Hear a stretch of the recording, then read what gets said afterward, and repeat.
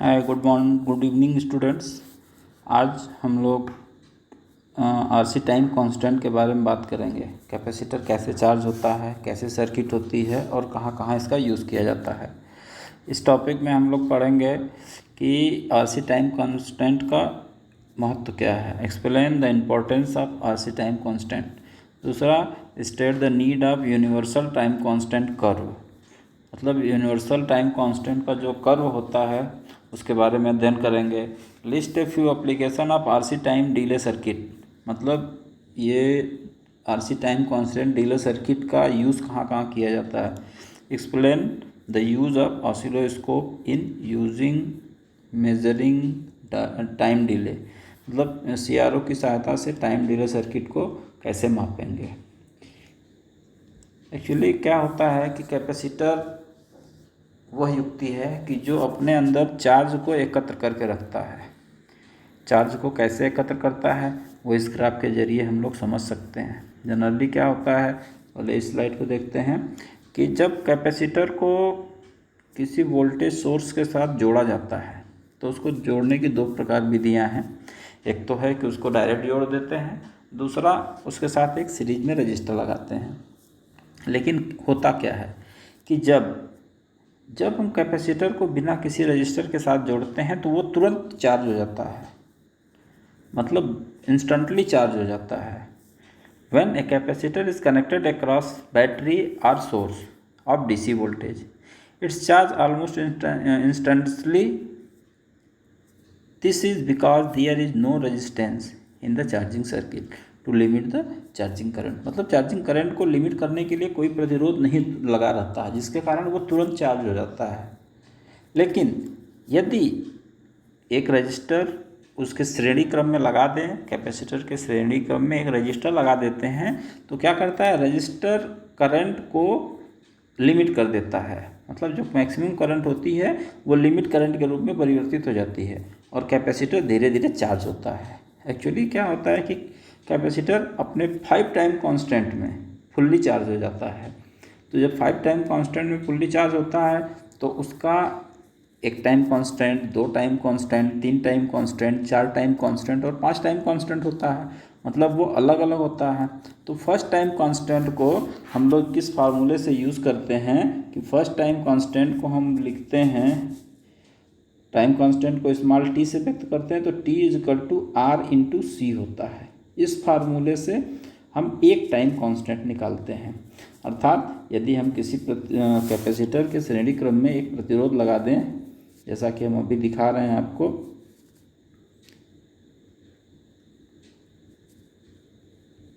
और इसको एक पावर सोर्स से जोड़ दें तो ये जो प्रतिरोधक होता है वो प्रतिरोधक क्या करता है कि इसमें से जो प्रवाहित होने वाली करंट है, करंट को लिमिट कर देता है और ये कैपेसिटर धीरे धीरे धीरे धीरे चार्ज होने लगता है।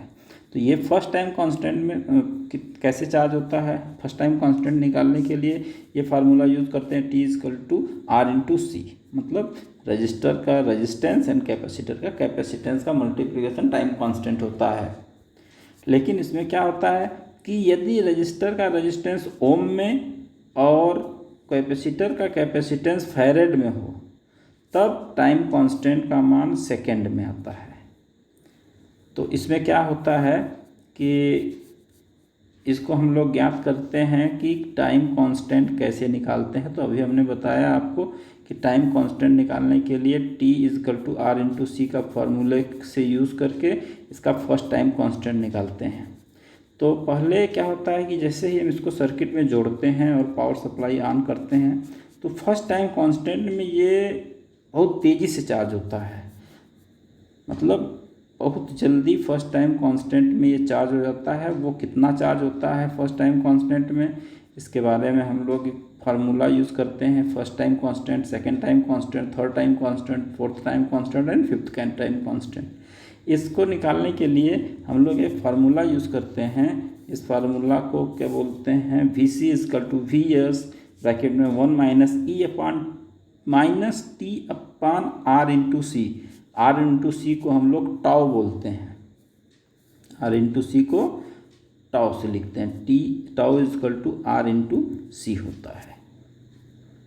तो हम ये ज्ञात करने के लिए कि फर्स्ट टाइम कांस्टेंट में कितना होता है, सेकेंड टाइम कांस्टेंट में कितना कैपेसिटर चार्ज होता है, इसके लिए हम लोग इस दूसरे सर्किट का यूज़ करते हैं। तो ये फर्स्ट टाइम कांस्टेंट में क्या दिखाता है कि फर्स्ट टाइम कांस्टेंट में ये देख सकते हैं यहाँ फर्स्ट टाइम कांस्टेंट में 63.2% चार्ज होता है, सेकेंड टाइम कांस्टेंट में 86.5% चार्ज होता है, थर्ड टाइम कांस्टेंट में 95% चार्ज होता है और फोर्थ टाइम कांस्टेंट में 98.2% चार्ज होता है और फाइव टाइम कांस्टेंट में ये 100% चार्ज होता है। इसको निकालने के लिए हम लोग जिस फार्मूले का यूज़ करते हैं वो होता है Vc = V ब्रैकेट में 1 - E अपान -T अपान टाउ, टाउ = R/C। तो क्या करते हैं जब हम इसके सीरीज में लगाते हैं तो रजिस्टर को, तो ये रजिस्टर उसके जो करंट को लिमिट कर देता है, जिससे कैपेसिटर धीरे धीरे चार्ज होता है। This limiting of charging current causes delay in the time required of the capacitor to charge up to the source voltage. मतलब वही कि जब सोर्स वोल्टेज के पूरे सोर्स वोल्टेज को तक चार्ज होने में ये रजिस्टर इसको धीरे धीरे चार्ज करता है। धीरे धीरे का मतलब मैक्सिमम 5 टाइम कांस्टेंट। अब हम लोग RC टाइम कांस्टेंट के से कैपेसिटर को चार्ज करने के बारे में देखें। अब हम लोग डिफरेंशिएटर सर्किट के बारे में बात करते हैं कि इसका यूज़ करके हम लोग डिफरेंशिएटर सर्किट कैसे बनाते हैं। The positive RC differentiator is a series connected RC network. मतलब श्रेणी में रजिस्टर और कैपेसिटर को जोड़ा जाता है जिससे एक डिफरेंशिएटर सर्किट का निर्माण होता है। जब इसको सीरीज में करके वोल्टेज सोर्स देते हैं, इनपुट वोल्टेज देते हैं, और इसमें क्या होता है कि रजिस्टर के अक्रॉस जो वोल्टेज होता है वो डिफरेंशिएटर वोल्टेज होता है। RC differentiator circuit. For an RC differentiator circuit, the input signal is applied to one side of the capacitor with the output taken across the resistor। जैसा हमने बताया कि एक साइड में हम लोग इनपुट देते हैं, यहाँ से इनपुट देते हैं और रजिस्टर के अक्रॉस आउटपुट लेते हैं, रजिस्टर के अक्रॉस आउटपुट लेते हैं। Then output voltage = VR। मतलब जो आउटपुट वोल्टेज होता है वो जो रजिस्टर के अक्रॉस वोल्टेज ड्रॉप होता है वही मेरा आउटपुट वोल्टेज होता है। As the capacitor is a frequency dependent element, the amount of charge it takes a time for across the plate is equal to the time integral of the current capacitor to fully charge. As the capacitor can not charge instantly, only charge exponentially. ये धीरे धीरे charge होता है, तुरंत charge नहीं होता। इसका कारण है कि इसके श्रेणी क्रम में एक रजिस्टर लगा हुआ होता है। इसके बाद हम लोग बात करते हैं कि signal pulse RC differentiator circuit. When a signal step voltage pulse is firstly applied to the input of an RC differentiator, the capacitor appears initially as a short circuit to the fast charging signal। मतलब जैसे ही ये capacitor को input voltage देते हैं तो सबसे पहले capacitor क्या करता है कि कैपेसिटर शॉर्ट सर्किट की भांति व्यवहार करता है और फास्टली मतलब जल्दी से चार्ज हो जाता है। वो कि जल्दी से चार्ज कितना होता है 63.3%। This is because the slope dV/dt of the positive going edge of a square wave is very large.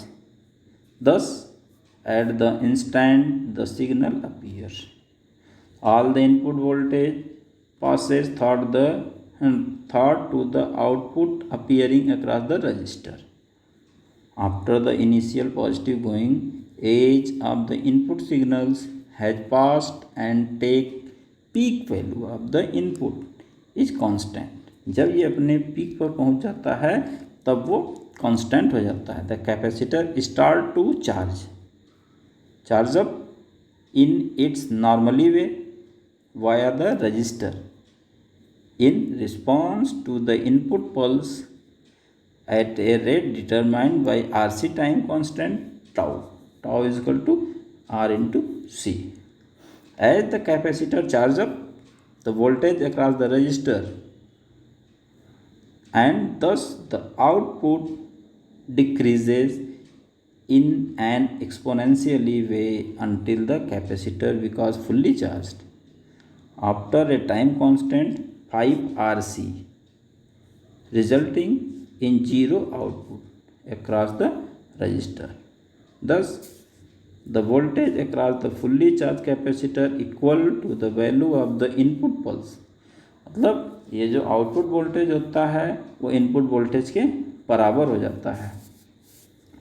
मतलब VC is equal to V in. Capacitor के अक्रॉस जो वोल्टेज होता है वो इनपुट वोल्टेज के बराबर होता है. And this condition hold true so long as the magnitude of the input pulse does not change. मतलब इसका इनपुट पल्स चेंज नहीं होता. RC differentiator output waveform. अब हम इसको CRO में देख भी सकते हैं कि ये जो वेवफॉर्म दिख रहा है इसको हम इस वेवफॉर्म मतलब डिफरेंशिएटर आउटपुट वेवफॉर्म को CRO में इस प्रकार देखा जा सकता है. क्या करते हैं? We can see that the shape of the output waveform depend on the ratio of the pulse width to the RC time constant.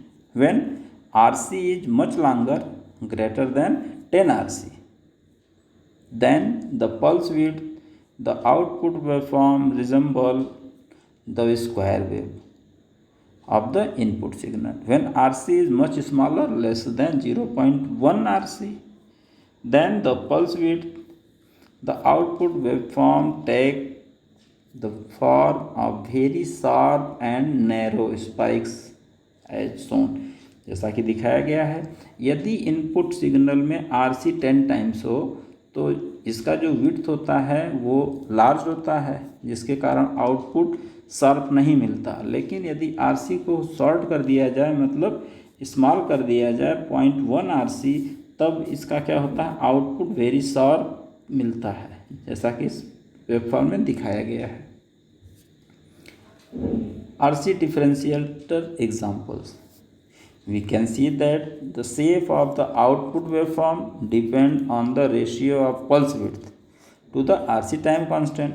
When RC is much longer, greater than 10 RC, then the pulse width, the output waveform resemble the square wave of the input signal. When RC is smaller, less than 0.1 RC, then the pulse width, the output waveform take the form of very sharp and narrow spikes.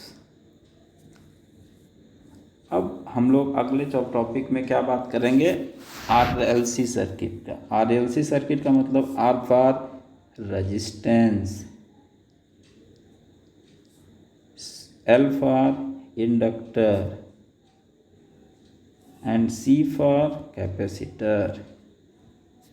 अर्थात हम इस अगले topic में LCR circuit के बारे में बात करेंगे. मतलब ऐसी सर्किट जिसमें रजिस्टर, इंडक्टर और कैपेसिटर तीनों लगा हो. इसके working principle, phenomena and calculation के बारे में बात करेंगे. तब तक के लिए अगले टॉपिक में मिलते हैं. Thank you.